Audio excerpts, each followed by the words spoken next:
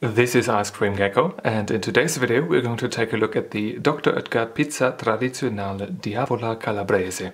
I bought this particular frozen pizza for €1.79 on sale at my local Globus, and I thought I have to try this out because these Diavola or Diavolo was slightly hotter salami with pepperoni, different colored ones sometimes even. I really enjoy those. A bit of spiciness, not too much. It doesn't burn your tongue off or anything, but it leaves you with a bit of a twist, something that makes the entire consumption process a tiny bit more interesting and drags your mind off the cheap Edam cheese they put on here usually. It says that it's stone-baked. It's certainly not going to be continually stone-baked as I don't have a stone oven. Let's take a quick look at the ingredients list and the preparation suggestions.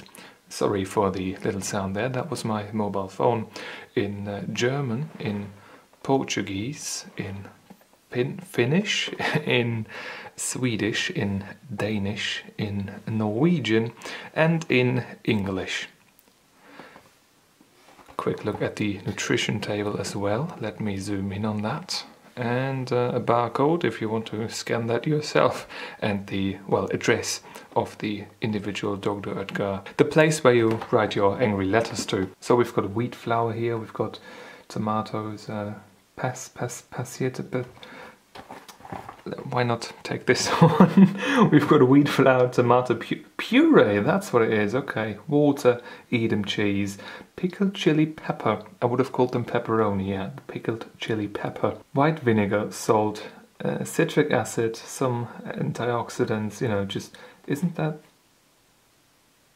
I don't know, whatever. We've got a few things that I struggle to pronounce, but I guess before I make a complete fool out of myself, open up this particular package here.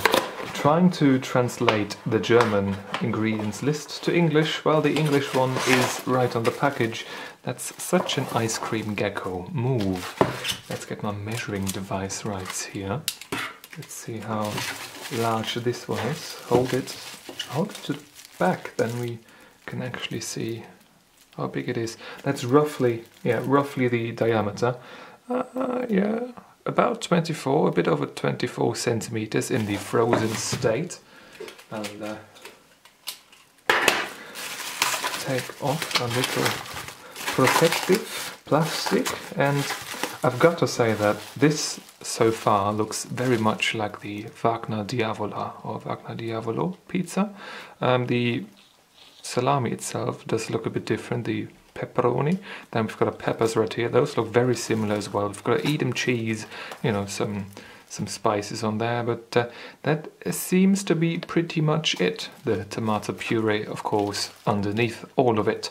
The battery is running out, and I'll put this into the oven, and I will be right back with you in a second. The pizza has finished baking now. I left it in the oven with the convection turned on for about 16-17 minutes without preheating. That's what I usually do. I usually keep it for 14-15 minutes, but this one here, this is still a bit softer than I expected, so I left it in for a tiny bit longer, and I think it did it well. Let's take a little close-up look. It looks alright. We've got a bit of flour here, a bit of excess flour on that side. Everything else looks fine though. It does look a bit lost on this particular plate. This is our standard pizza review plate. We're going to slice our first piece off right now. It feels, just from cutting it, it does feel quite fluffy. Certainly not with that cookie texture that the regular Dr. Oetker dough has, and we can see right here, it definitely is quite a bit more airy, quite a bit more fluffy than the regular one. A little bit thicker, almost as thick as my small finger is wide. Yeah, quite airy. Looks alright so far. Let's take a bite out of it. Now the first bite was alright. The dough itself is oddly weird for these Dr. Oetker pizzas, I think, for the regular ones that I know. I don't expect that fluffiness. It's quite soft, very fluffy, very airy, a bit like bread dough, and less like pizza, or less like pizza you usually have, I guess. That green pepper that I had right now does taste quite good, and I think I'll finish this particular piece now, and then we jump into the individual toppings. Now, with the first slice entirely gone, I've got to say that as a whole these toppings seem to be alright. Something I'm missing though is a particular cheese flavour that isn't Edam cheese, and I think that the sauce itself, that tomato puree sauce, it hasn't really soaked into the dough at all. I don't taste really any tomato sauce. You can see right here, it doesn't seem like there is too much on it. I hope that this is going to be a bit different with the remaining slices right here, but we're gonna see. Now, if we take a look at the red little pepper, that seems to be alright. Let's take another one right here. There are quite a few on here, on this pizza, which is nice. Always good when they commit to a certain theme of a pizza. These pepper pieces were not the greatest, I've got to say. They were a bit drier than expected. Very little flesh to them. You can see right here on these green ones as well, quite little flesh. It's just outside epidermis, and on the inside there's not much of it overall. Something that is a bit different with these Wagner pizzas, I think. I don't think that I am at fault here for the preparation, because I prepare most pizzas all the same. Just convection on 220 degrees in the oven and leave them in for 15 minutes. And yeah, this one here was prepared similarly, but they just seem to have a bit less grunt to them, those peppers. The green ones have got that same particular issue. Too little juiciness, a bit too dry overall, too little of actual pepper flesh, I want to say. That could be certainly something to improve on.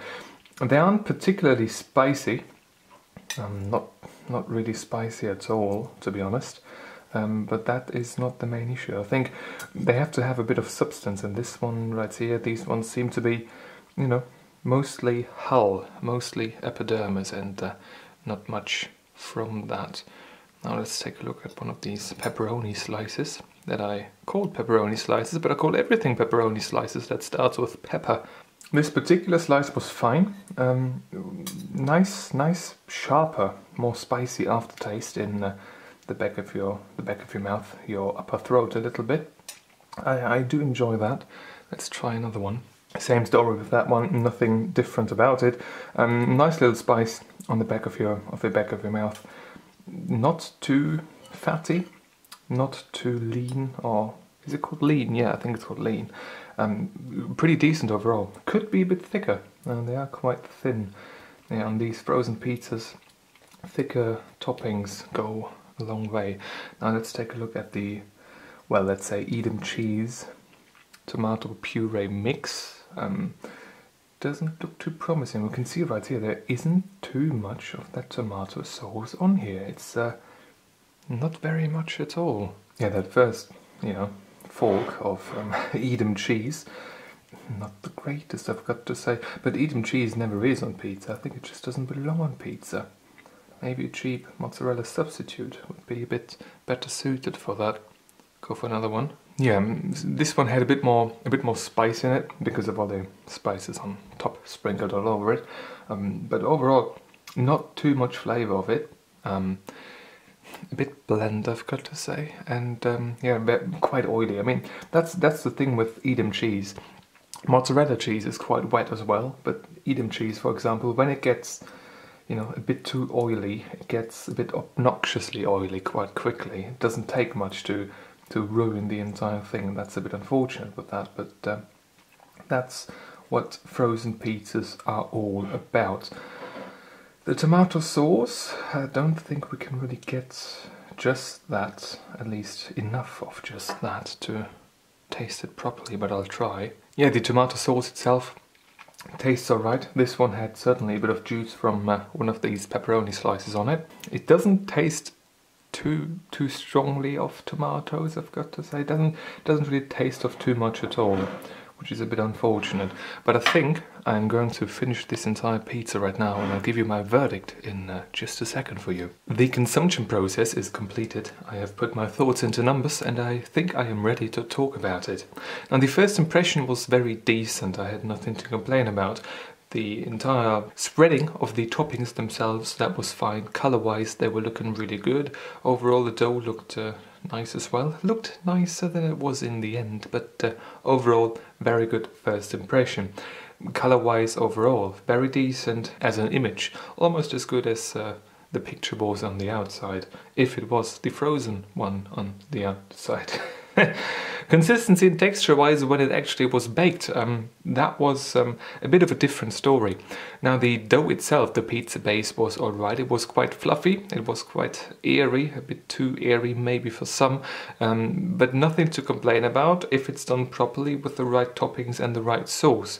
Now, that's a bit unfortunate, because while the dough was okay, the individual toppings weren't all. The sauce itself was not really there too much. I mean, there could have been a lot more sauce on it.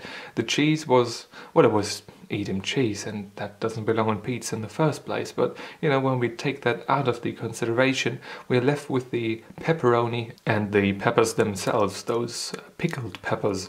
And those peppers in particular, they were way too thin, I think. Almost no fruit, flesh, whatever you want to call it, no substance to them, and it was just the hull and then a bit of an inner liner.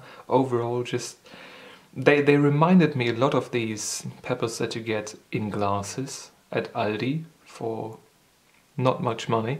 They taste very much like those, without that sunflower oil, of course, but yeah, those dried up, same texture in your mouth, at least from what I can draw in my memory. They do not make for the greatest texture experience in your mouth.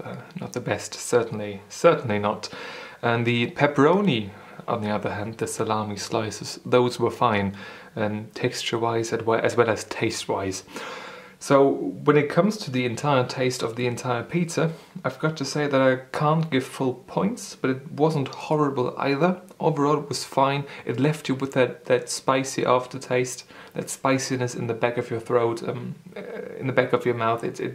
It played together well. I just wish there was more tomato sauce. There was dough and there was toppings, but there wasn't really a saucy layer in between that merges them perfectly. So what you were left with in your mouth was mostly just, you know, the epidermis of those pickled peppers. That was a bit unfortunate. The theme realization, that was fine. I give 1.5 points out of 2 in that regard, because overall it was spicy, it was nice enough, it wasn't awful in any way. It certainly gave the impression of a Diavola pizza. So at least in that point I cannot complain too much. On a scale from 1 to 10, in total, this particular pizza gets a 6.43, and I think that is the end for this particular review.